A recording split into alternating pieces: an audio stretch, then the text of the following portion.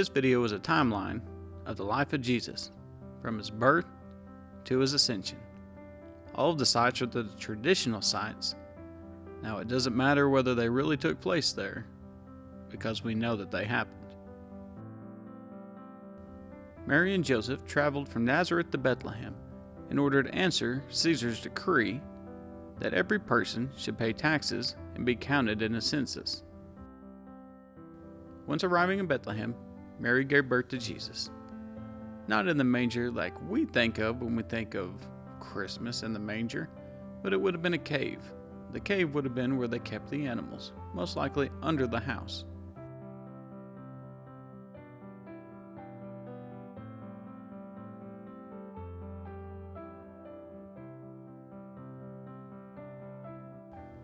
This is the Church of the Nativity in Bethlehem. What we're entering now is the grotto, where they say that Jesus was born and placed in a manger.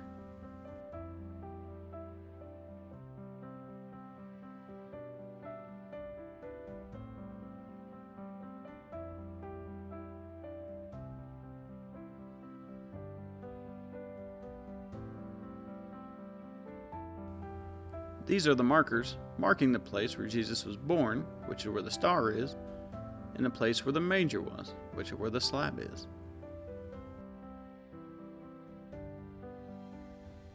Once Jesus was born and the Magi came, we know that Jesus, Mary, and Joseph all had to leave and go to Egypt to avoid the persecution from Herod. Once Herod died and the Holy Family came back to Israel, they would have gone back to Nazareth. We know this because Jesus was known as Jesus of Nazareth.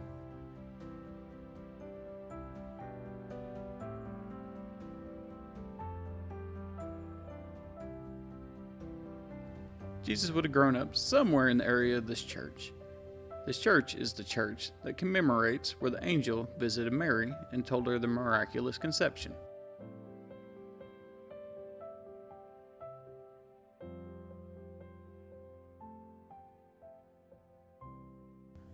Once the Holy Family comes back to Nazareth, we don't read a whole lot more about Jesus until he's about the age of 12 when he gets left at the temple.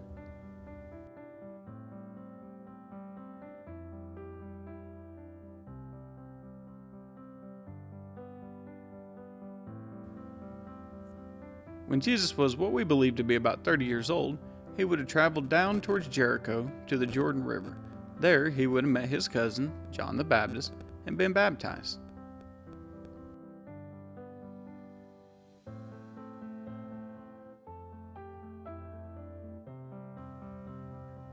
After being baptized by John the Baptist, Jesus was tempted by the devil after 40 days and 40 nights of fasting in the Judean desert.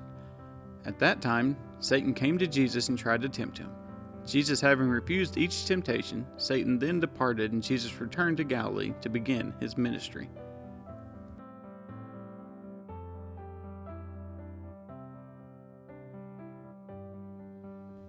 After arriving back in Galilee, Jesus got on a boat at the Sea of Galilee with a man named Simon.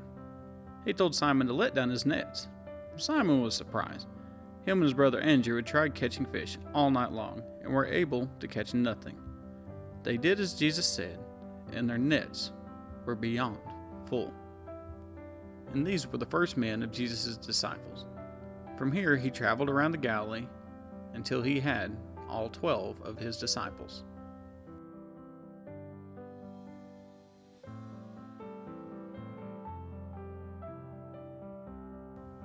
Jesus' first miracle takes place in Cana of Galilee.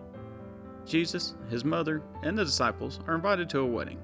When his mother notices that the wine has run out, Jesus delivers a sign of divinity by turning water into wine at her request.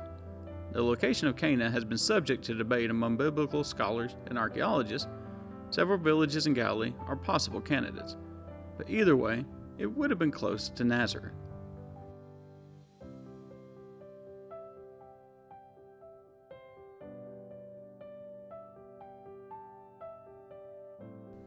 The feeding of 5,000 is where Jesus took 5 loaves of bread and 2 fish. He split them and fed the multitude, with 12 baskets left over. The traditional site is here at Tabgha. After the feeding of the 5,000, Jesus tells his disciples to get in the ship and go to the other side while he stays and prays. After rowing against the wind for most of the night, the disciples saw Jesus walking on the water. They were frightened, thinking that they were seeing a spirit. But when Jesus told them not to be afraid, they were reassured. And Jesus entered the ship. The wind ceased, and they arrived at land. The last miracle that Jesus performs before his passion, crucifixion, and resurrection is when he raises Lazarus of Bethany, who had been dead for 4 days after his entombment. This took place in Bethany.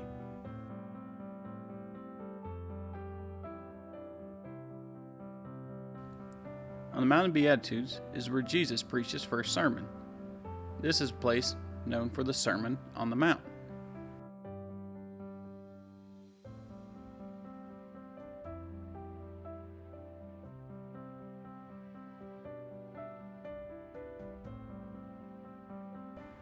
In the Gospel of Luke, Jesus meets Zacchaeus here in Jericho. He then goes home with Zacchaeus, and the people grumble because he's going home with a sinner.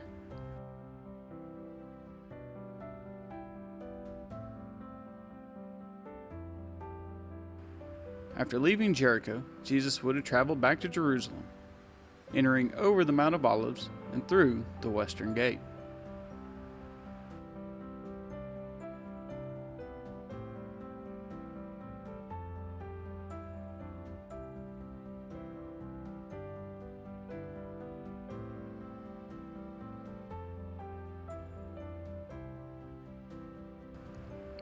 Upon reaching Jerusalem, Jesus entered the temple area and began driving out those who were buying and selling there. He overturned the tables of the money changers and the benches of those selling doves, who would not allow anyone to carry merchandise through their temple courts. Now, we don't know exactly where this would have happened, but these are some shops located along the western wall, which is a pretty good candidate of where it would have happened.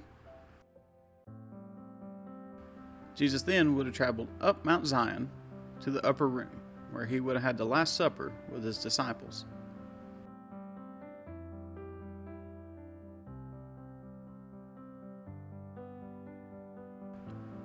The Bible says that after the Last Supper, that Jesus and a few of the disciples traveled down Mount Zion, across the Kidron Valley, to the Mount of Olives, to the Garden of Gethsemane.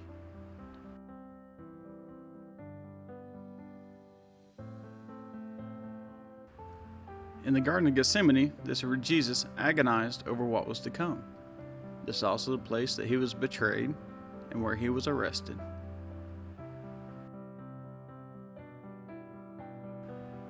After being arrested in Gethsemane, Jesus would have been taken back up the Mount Zion into Caiaphas' house. In the basement of Caiaphas' house, there was a jail and a dungeon. Jesus would have been placed with ropes underneath his arms and lowered down into this dungeon. He would have stayed the night here. The next morning, Jesus would have been taken down these stairs and put on trial and condemned to death, where he would have started down the Via Dolorosa. Jesus would have traveled down the Via Dolorosa until he got to Golgotha, which is where he ultimately was nailed to the cross, crucified, taken off the cross, buried, and rose again.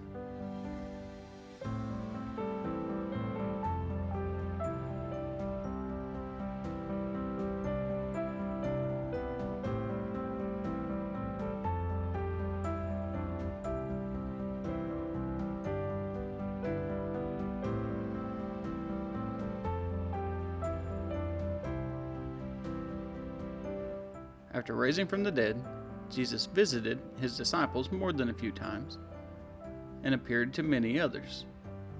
Tradition holds that the transfiguration of Jesus took place on Mount Tabor, at this place.